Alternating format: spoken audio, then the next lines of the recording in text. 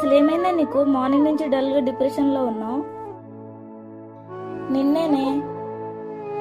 సర్లేవే, ఇప్పుడు ఇలా ఉంటే ఉన్నావు కానీ నా బర్త్డే కన్నా కొంచెం మూడ్ చేంజ్ అవ్వు.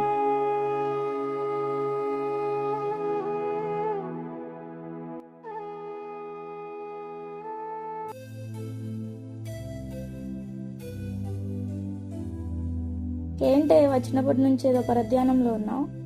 ఏం లేదు లేవే. చెప్పవే. ఏం లేదని చెప్పానా? అట్లా ఆలోచించబట్టే నేను నీకు కాల్ చూడొచ్చింది.